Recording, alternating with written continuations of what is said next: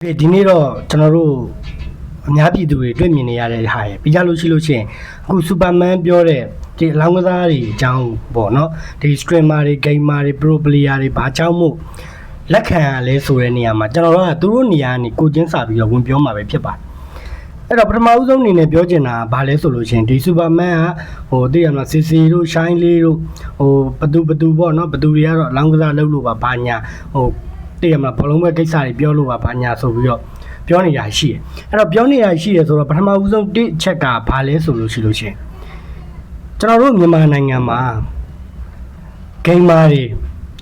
streamer တွေ caster တွေ game နဲ့အတမွေးဝမ်းကြောင်းပြုတ်နေတဲ့လူတော်တော်များများသည်တခြားသောစီးပွားရေးတသေးလေးလောက်တာကလွှဲရင်ကြီးမားဘာမှမျှော်လင့်လို့မရပါဘူး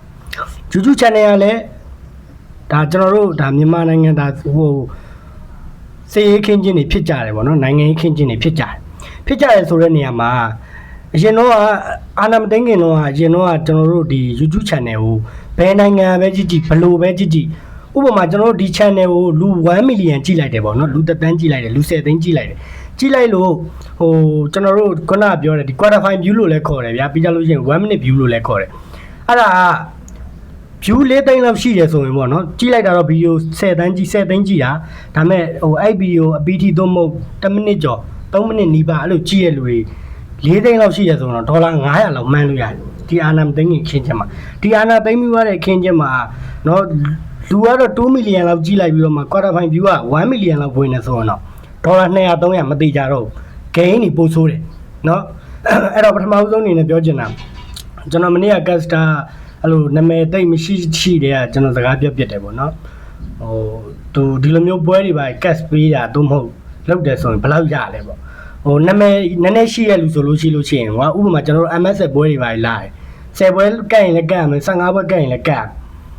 သိန်း20 30လောက်ရတယ်နော်အဲ့တော့စဉ်းစားကြည့်လေဗျာမိသားစုအများကြီးရှိတဲ့လူတယောက်ကသူ့မှာတခြားဒီ game နဲ့ပတ်သက်တဲ့စီးပွားရေးလည်းဘာမှမရှိဘူးဗျာအဲ့တော့ဒီပွဲတွေကိုပြနေတဲ့လူကသူစီးပွားရေးလောက်ကမယ်လေဒီ game ကိုပဲ private လိုမျိုးပြလို့မရဘူးနော်သူကချမ်းသာနေတမျိုးလေငကိုတွေကချမ်းသာတဲ့အခက်မရှိတဲ့လူတယောက်ကဒီပွဲ cash fee ဆိုလို့ရှိရင်30ဗျာမိသားစု9ယောက်ရှိတယ်ဒီခေတ်မှာဘယ်လိုတော့စားမလို့နော်ကလေးတွေပိုင်းမွေးရတယ်ဆိုပို့ဆိုးတယ်ဘယ်လိုစားတောင်းဟုတ်ပြီနောက်တစ်ယောက် IC slow ကိုပဲပြောလိုက်မယ် IC slow ကအရင်တော့အဆင်မပြေဘူးမပြေတဲ့အခါမျိုးတွေမှာသူဒီ YouTube တို့ဘာလို့ねရက်တီလို့ရလားမေးကြည့်လိုက် YouTube ကရတဲ့ပတ်စံနဲ့ IC slow ရက်တီလို့ရလားလို့ရင်မေးကြည့်လိုက်မရဘူးသူ့မှာလည်းတခြားသောနည်းနည်းပပလုတ်တဲ့ဟာရှိတယ်အဲ့တော့အလောင်းကစားတွေကိုသူတို့နော်မြန်မာပြည်သူလူထုစင်းရအောင်သူတို့ရဲ့ viewer တွေစင်းရအောင်ကျွန်တော်ရဲ့ဒီ wine back လေးကိုတော့ဘယ်လိုစော်ပေးပါကျွန်တော်ရဲ့ဒီ game လေးကိုတော့ဘယ်လိုစော်ပေးပါငါးလေးကိုတော့ဘယ်လိုပြစ်ပေးပါဆိုပြီးခေါ်နေလို့ရှိရင်အဲ့ဒီကောင်အောက်တန်းစားဖြစ်သွားတယ်မခေါ်ဘဲနဲ့သူကသူ local လေးတက်ပြီးတော့မှလောက်နေတယ်ဆိုတာမျိုးဆိုတော့ကျွန်တော်တို့ကနားလည်ပေးတင်တယ်ကျွန်တော်ခုနကပြောခဲ့သလိုသူက pro like ကိုသွားပြီဆိုရင်ဒီဟာပဲစီးပွားရှာအောင်အဲ့တော့ဒီကစီးပွားရှာတဲ့အချိန်မှာမြန်မာနိုင်ငံခင်းကြီးကဖြစ်ပျက်နေတော့ social media တွေကလည်းပတ်စံရှာလို့မရဘူးအဲ့တော့ပွဲ15ပွဲကတ်လောက်မှကတ်မှလည်း30 25 30အဲ့လောက်ရကြတယ်ဗျာဟုတ်ပြီဗျာအဲ့ဒါဆိုအပြင်ပန်းကလူတွေကြည့်မယ်ဥပမာဒီ flash ရှောင်းလို့ဘာမရှောင်းလို့ flash ရှောင်းအလောင်းကလေးကြော်ညာမလို့သူ့မှာဘာဖြစ်လဲတခြားစီးပွားရှိတယ်ကျွန်တော်တို့ diamond တွေရောင်းတယ်ပြီးတော့လို့ရှိရင် boosting တွေလုပ်တယ်အဲ့ဒါတွေလုပ်တယ်အပြင်မှာလည်းတခြားစီးပွားရေးတွေသူလုပ်ရင်လုပ်ထားမှာပဲအဲ့လိုမျိုးနောက်မှာစီးပွားရေးတေးသေးလေးတွေ3-4ခုလောက်ရှိမှရက်တည်လို့ရမှာဒီခေတ်အခင်းချင်းအဲ့နောက်တစ်ခု pro player တွေကိုပြောမယ် pro player တွေအရင်နာမည်ကြီးမှသာ pro player တယောက်ရဲ့လစာဒီ10 သိန်း15 သိန်းရတယ်နာမည်မရှိတဲ့အောက်ကအသင်းတွေရှိရဗျာကျွန်တော်တို့ဒီအခုဆိုရင်မြန်မာပြည်မှာလာသွားတယ်YG တို့ဒီ Tin 7တို့ပြီးကြရင် Falcon တို့ပြီးကြလို့ရှိလို့ရှိရင်ကျွန်တော်တို့ခြေတိုင်းတို့ဘာလို့လို့အသင်းကြီးပေါ့ဗျာ6 သိန်း9 သိန်းလောက်ပါမယ်ဗျာနော်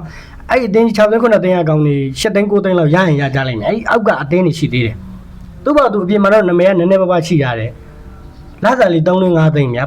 pro player ကစားသမားတယောက်ဘာသွားပြီးတော့ရက်တိဟုတ်တယ်မလားကျွန်တော်ပြောတာဟုတ်ပြီအဲ့ဒါထားလိုက်အဲ့တော့သူတို့အသင်းရဲ့ပိုင်ဆိုင်မှုပေါ့နော်ဥပမာဒီ 1GT ဒါလောလောဆယ်မှာနာမည်ကြီးဆုံးအသင်းပဲမြန်မာနိုင်ငံမှာ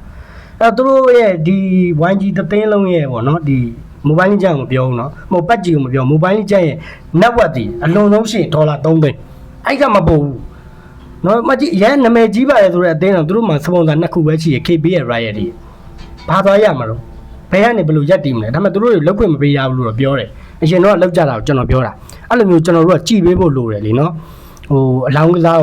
ကိုသူတို့ဒီ logo လေးတက်ပြီးတော့မှသူတို့ဘောက်သူတို့ gain လုပ်နေရဆိုရင်တော့နားလည်ပေးလိုက်ကြပါဒါမှလည်းကိုချစ်တဲ့လူကို support ပေးလို့ရမှာလေနော်ဥပမာready လာပါလေအဲ့တရားရှိအဲ့တရားတော့မလုပ်ဘူးမလုပ်ဆိုရင်သူ့မှာလည်းနောက်မှာစီးပွားရှိရင်ရှိလိုက်မယ်မိသားစုအဆင်ပြေရင်ပြေရလည်းရှိလိုက်အဲ့တချို့ကစားသမားတွေဆိုမိသားစုအဆင်မပြေဘူး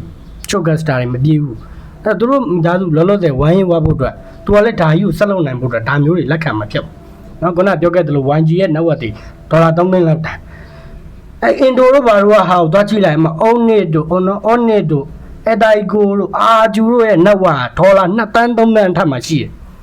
စပွန်ဆာတွေကိုလည်းကြည့်လိုက်အမှ Onit တို့ဘာလို့ဆိုအင်ဂျီမှာစပွန်ဆာတွေအပြည့်ပဲအဲ့လိုကြီးဖြစ်အဲ့တော့ကျွန်တော်တို့ကဗျာကျွန်တော်တို့ကြိုက်တဲ့ကစားသမားတွေကျွန်တော်တို့ကြိုက်တဲ့ caster တွေ streamer တွေဒီလောကကြီးမှာရှိနေဖို့အတွက်သူတို့ရတဲ့တပည့်6ပြ5 6တိုင်းနဲ့မိသားစုရှိနေတယ်ဆိုရင်အဆင်မပြေဘူး okay ဖေးလည်းမေးလည်းမရှိဘူးမိသားစုလည်းမရှိဘူးနောက်ကန် background လည်းမရှိဘူးเนาะအဲ့ဒါမြန်မာပြည်မှာ